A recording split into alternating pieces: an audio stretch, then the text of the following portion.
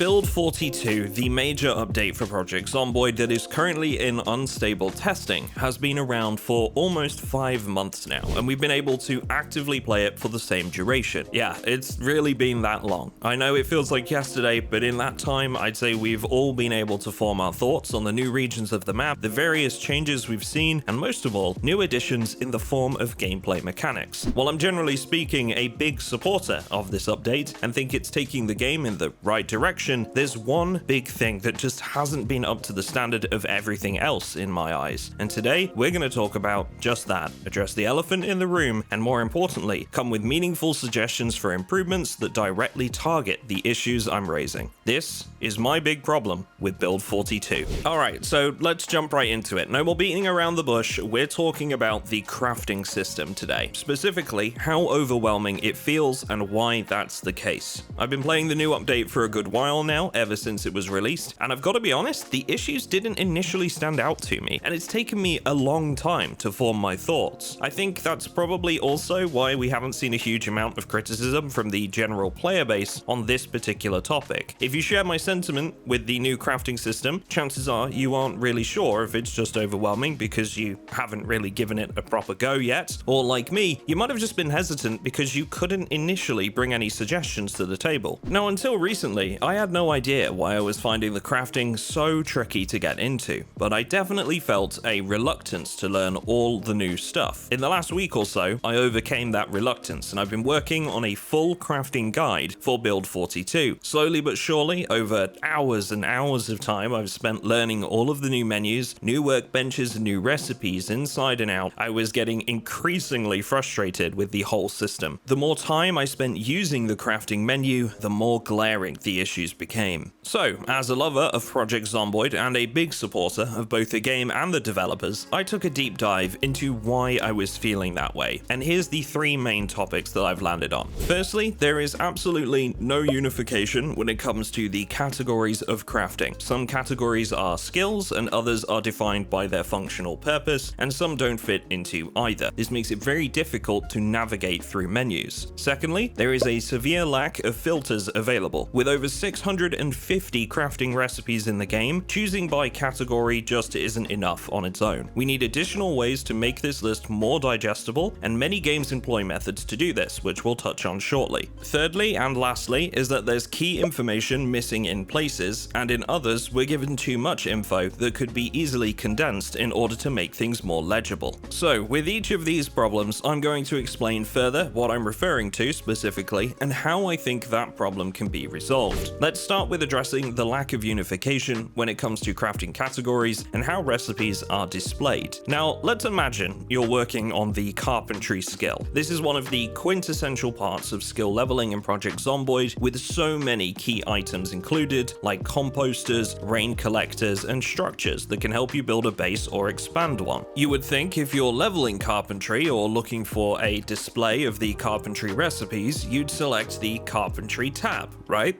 Well, between the building and crafting menu, there are recipes that require the carpentry skill or grant carpentry XP in 7 different categories, including furniture, repair, and survival. The way this is organized right now, and I'll be honest, using the word organized is pretty generous, it leaves you trawling through menus searching for what you're after unless you simply use the search function, and for that, you need to know what you're actually looking for, which won't always be the case. So, how do we make this easier to navigate? Well, this is a good time for me to introduce Rocco, the modder behind the Clean Hotbar, Clean UI, and the Shortcut mods. Rocco has helped me put together a concept design of what the crafting menu could look like with the changes I'll be putting forward in today's video. And just so you don't think I'm like an old man yelling at clouds, we've relayed this concept design and all associated feedback you're about to hear in this video to the developers directly. Now, let's focus on the left side menu of this concept design. You'll now see that upon selecting carpentry, you are presented with subcategories. This means that if you don't select a subcategory, at least you know that all the carpentry recipes in the crafting tab are in one place. Selecting a subcategory then narrows down your results from there. This ensures that the majority of the categories on the left side will be crafting skills, with the only exceptions being recipes that currently don't fit into any of the crafting skills. Combined with some of the other changes we're about to cover, this should make finding recipes much easier. Now, just before we move on to the next point in today's video, how many of you have been searching for a recipe and found that you have to actually close the crafting menu, then reopen the building menu because what you were looking for was in a different place to what you expected? I'd imagine it's a fair number of you. I had this issue a lot myself when I was learning how best to level each skill, and it made me ask the question, do we really need 2 buttons and to actually close one menu before opening the other one? Drawing your attention again to the concept design that Rocco put together, you'll see that crafting and building are both now represented at the top of the crafting panel. This means we wouldn't actually need 2 buttons on the left side of the screen. We wouldn't need to force the player to close one menu to access the other. It would simply be one click to change between the two. This could be improved even further with memorization. Right now, if you close the crafting or building menu, even just to switch to the other menu, it completely forgets where you left off and everything is reverted to its default state. This gets incredibly frustrating if you're building lots of wooden wall frames or floors, go for a top up on supplies, only to find that when you open the building menu again, you have to research for the structure you were building last. Quite simply, opening the menu to where you last closed it would streamline the experience massively. Okay, so that's navigation and unification of categories out of the way. Let's move on to issue number 2, and that is filtering. As I mentioned when I was originally summarizing our talking points for today, there are over 650 crafts in the game currently. The fact that there are no more filters than the category it sits in is frankly mind-boggling. Not only this, but by default, the game shows you all of the recipes that you don't know yet, which makes it feel as though a ton of information is being thrown at you and there is just no way to cut things down. I really do feel like this problem in particular is the biggest we currently faced with the new system. Sorting through the hundreds of recipes in front of us without filters is next to impossible, and it makes the whole experience feel overwhelming and exhausting to persevere with. There are 2 filters that I'd like to see that I feel would make this multitudes easier to use than it is right now. Firstly, filtering by recipe knowledge. Frankly, I don't care about the recipes I can't currently use. Yes, I want to learn every recipe that I can, but most of the time, that's just down to the random luck of me finding the appropriate magazine when looting. As such, it serves no purpose for these recipes to be on the crafting panel by default, and ideally, we should be able to toggle whether those unknown recipes are visible or not. The second filter I'd like to see is by crafting level. So again, I can cut out all of the crafting recipes that I'm currently unable to make because my level is too low to craft them. These 2 filters could even be folded into one and simply be known as able to craft or craftable now. Whether the developers could then extend that to additional sorting options, such as sorting by particular skill levels, XP gains, or auto learn levels in ascending or descending order, I don't know. But again, this could be something that helps players to navigate the hundreds of options presented to them. So that brings us nicely to the last of my 3 main points, and we're looking at displaying key information and reducing clutter or information that we don't particularly need to know. Without a doubt, what I believe would be the most impactful of these implementations would also be the simplest to add, and that's the amount of XP we gain from a craft. Right now, we have no way to see how much XP we gain, meaning if you were attempting to find the easiest way to level, you'd have to write down the XP values of every single craft through testing, and then work out the values once you take into account the multiplier obtained from reading skill books. And just a reminder, there's 5 different multipliers for those, so yeah, not exactly feasible. Display that number on each craft, have it automatically account for the XP multiplier that you currently possess, and problem solved. You can easily work out which of the crafts available would be best for you to gain level ups. This also goes for the repair and sharpening recipes that are currently in the game. In build 41, we had a clear visual representation of how likely it was for us to fail a repair and thus damage an item. Now that we've moved to the new crafting menu, we actually have less information than we did before. We don't know what the chances of success are, we don't know how much condition will be repaired, and as such, there's no way for us to currently ascertain which of these repair crafts are the best. It's not a simple mathematical equation either. It relies on multiple factors like your maintenance skill, how many times the weapon or tool has been repaired already, how damaged the item is, and how much the recipe itself repairs as a default value. With all those factors, an average player would struggle to work out which repair is best, and this information, much like XP gain needs to be displayed for the player to make an informed choice.